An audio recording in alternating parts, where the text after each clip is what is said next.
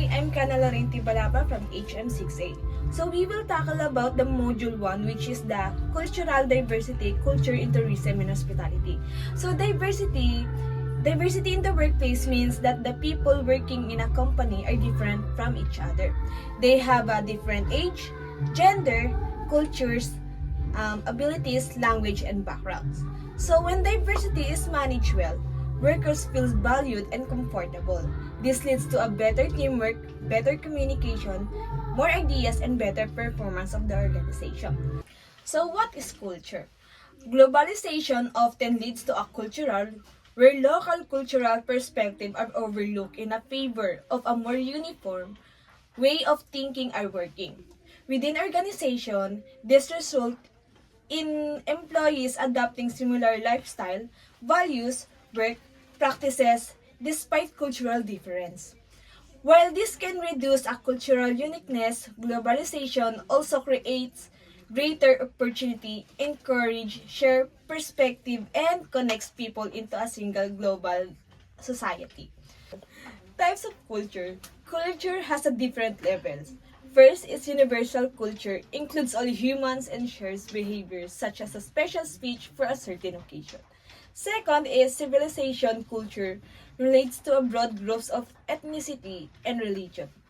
Third is national culture, refers to a country culture based on a birthplace, resident, or citizenship. And the lastly is pang fourth. So lastly is individual behavior. Is also shaped by factors such as a family, religion, occupation, and a personal values. So, next we have the layers of culture. But first of all, what do we mean by the layers of culture? The layers of culture refers to the different levels of culture that individuals have. Each person belongs to several groups at the same time, which is why culture have multiple layers.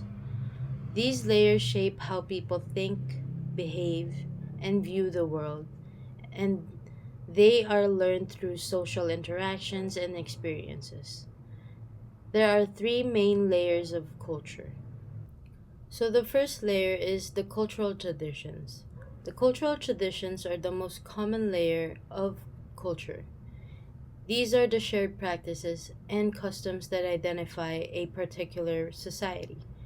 Examples include myths, ceremonies, legends, and rituals, which may be passed down through spoken or unspoken means.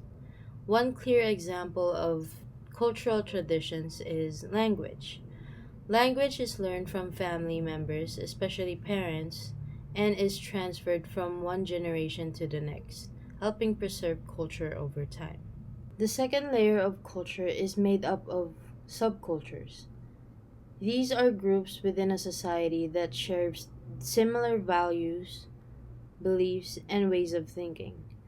In multicultural societies, people often come from different backgrounds but continue to practice parts of their original culture. And because of this, individuals often belong to a specific subculture within a larger society. Subcultures can be distinguished by factors such as race, nationality, religion, and many more. And for example, in the United States, subcultures include African Americans, Hispanics, and Asian Americans. Although they are part of one nation, they maintain distinct cultural identities, traditions, and experiences. And lastly, the final layer of culture is called cultural universals.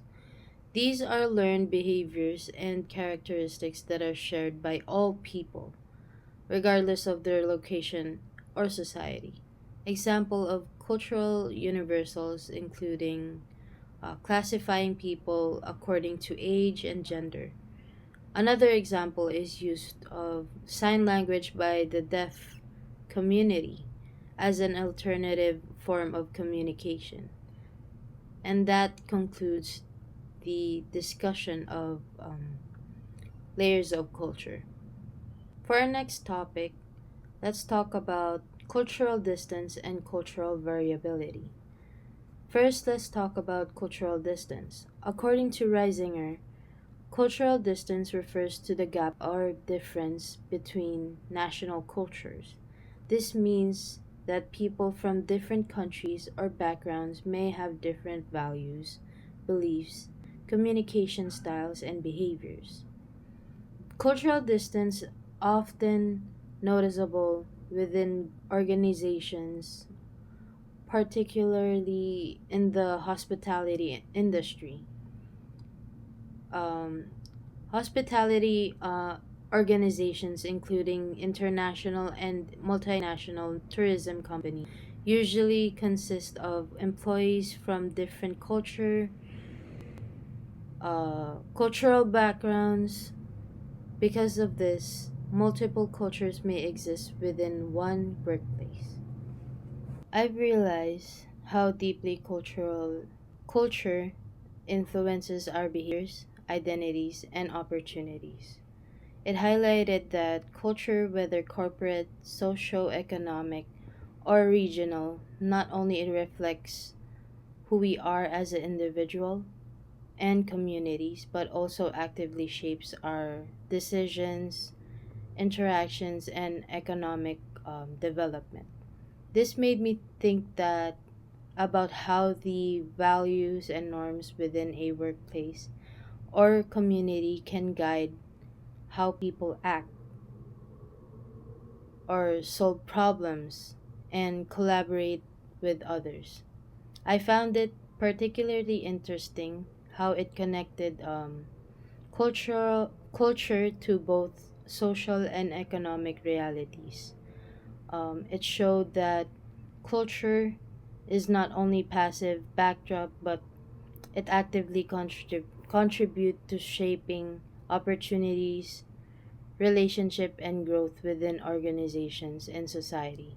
This made me reflect on my own experiences, school, and how the cultures I have been part of, like family, uh, classroom, or community, have influenced the way I communicate, make decisions, and understand others.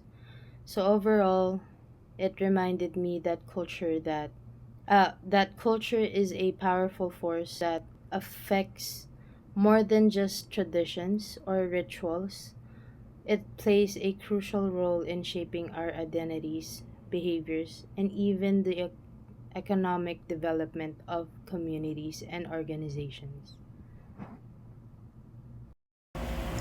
What is cultural diversity in tourism and hospitality? Cultural diversity in tourism and hospitality refers to having people from different cultural backgrounds working, traveling, and interacting in the same environment. This includes primary differences, which are more permanent traits like age, gender, race, ethnicity, and secondary differences, which are more changeable, things like religion, education, values, or life experiences. So, in short terms, cultural diversity. Cultural diversity refers to the presence of people from different backgrounds, including differences in age, gender, race, ethnicity, religion, education, values, and life experiences, and they are interacting and working together in any environment. The four layers of diversity. Level 1, personality. Your individual traits or style are basically who you are as a person. Level 2, internal dimensions. Characteristics that are mostly fixed, such as age, gender, race, ethnicity, physical abilities, and sexual orientation. Level 3, external dimensions. Factors shaped by your life experiences and choices. Education, religion, income, habits, appearance, location, marital or parental status, and work experience. Level 4, organizational dimensions.